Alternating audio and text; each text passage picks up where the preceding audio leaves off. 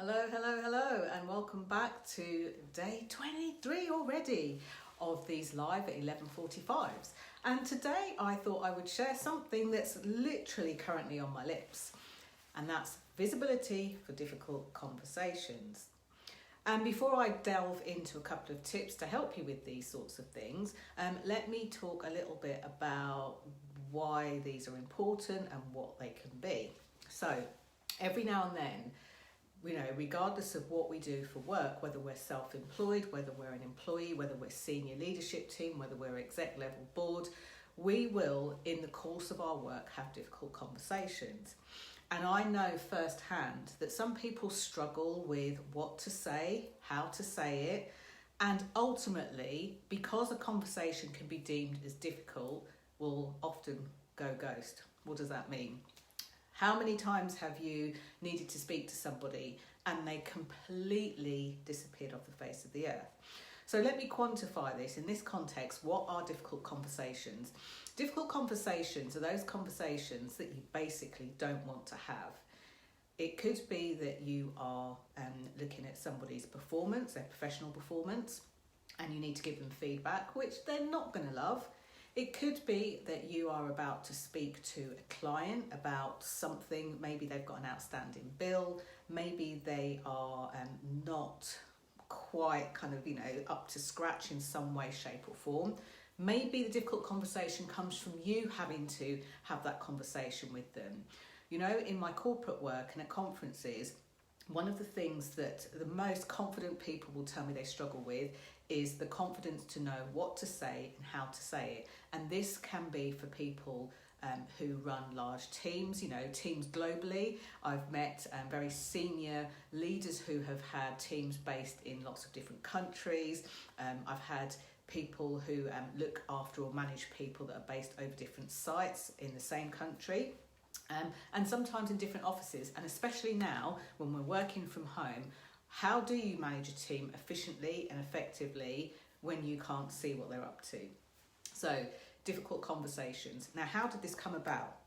As many of you will know, I'm a visibility specialist, which means that I help you to raise your professional profile and stand out. It has life-changing enhancements to your career, whether you're self-employed or employed. And one of the things that I built into a system that's specially created for you, I call it the Visibility Activating System. And you can get into pieces of that from the Visibility Activation Program. But basically, there are 5 essential steps to raising your professional profile and getting yourself out there. And on step 5, which isn't something that I tend to share very much publicly in any depth, step 5 has got 2 key elements. How you sell, could be a product or a service or yourself, and how you speak about what you do. Yes, there's public speaking, yes, there's giving talks, yes, there's holding meetings, but often it's really down to communications, how you communicate, what you communicate about, and how you convey the importance or credibility of the thing that you're speaking about. So many of you will be aware that earlier this summer, a lot of very difficult conversations seem to have been sparked by the very public murder of George Floyd. And following that, there were a lot of race dialogues. Now, people are often quite scared of these conversations and find those difficult because they don't want to offend, they're not sure what to say, they're not sure what's the best thing to say or not to say, or they try to offer their opinion or something and then they can be kind of snapped down by somebody. And in this time, I realised how significant this particular piece of the system was, and I put it out there. I offered it to business owners or individuals that felt that they needed some help or steer by just giving them a framework. I like frameworks and not scripts. Scripts have you looking at stuff and focused on what you're meant to say, and if you lose the place, you lose your mind. Whereas frameworks give you something to hang your words, the situation and the context, your personality or something onto.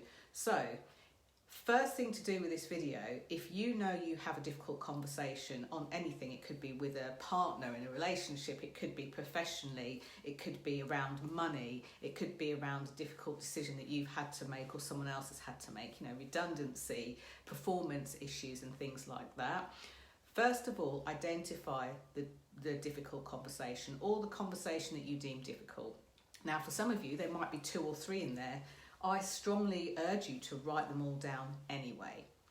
Once you've written them down, pick the one that's either has the most priority. Maybe you're about to go into a meeting in 2 hours' time and you need to have that difficult conversation then. That's clearly going to take priority.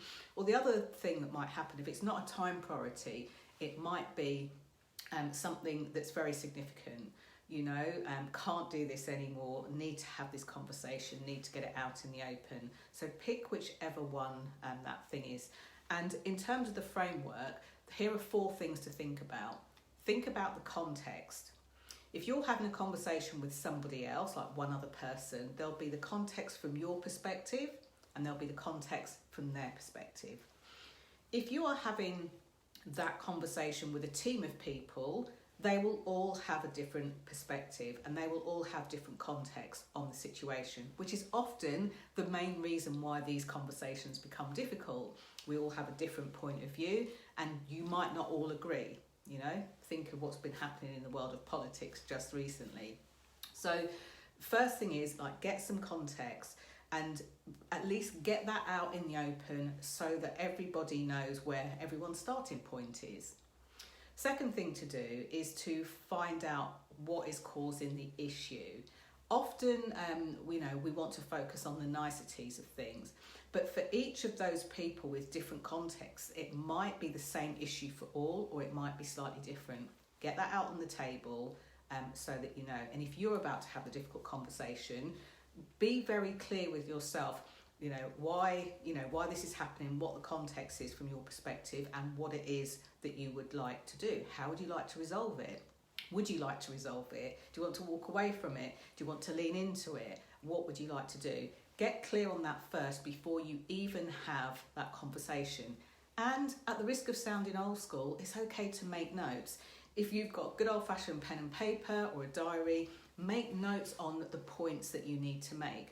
It makes it so much easier, whether you're having a phone call, a Zoom call, or even an in-person call, that you can have a look at what you've written down and keep on track. Refer back to it. Then there needs to be space for both or all parties to speak.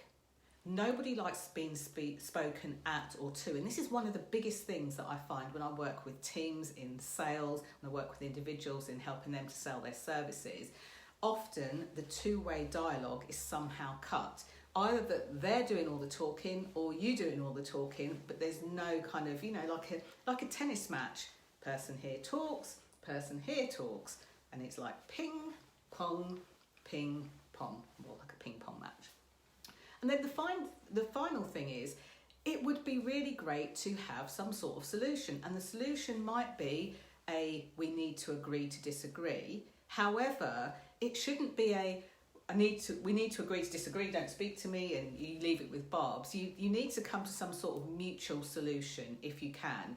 You might not agree on the same thing, but if you can have a solution that you can both work with moving forward, it might be try it over a period of time, a test period of time or something else, then at least try that. So go through those 4 things next time you feel that you have a difficult conversation. I kid you not, this will be really, really helpful from these tips. Now, obviously, this is like a 10-minute video or so, and you can dive or delve a lot deeper into this. So if you or your teams or the people around you are finding that you're having to have more and more difficult conversations and it is affecting how you show up professionally, then do send me a message here on this page and I'll let you know how we can work together to help resolve and help you to build your own framework.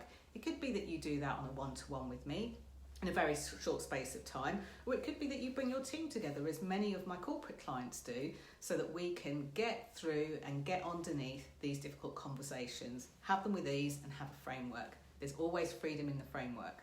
Thank you for watching. Thank you for listening. Do share this video. This is such a relevant topic right now on all sorts of levels, globally, nationally, and even, in your own environments at home. Thank you so much for watching. I look forward to hearing and reading the comments that you leave underneath. Until tomorrow, bye for now.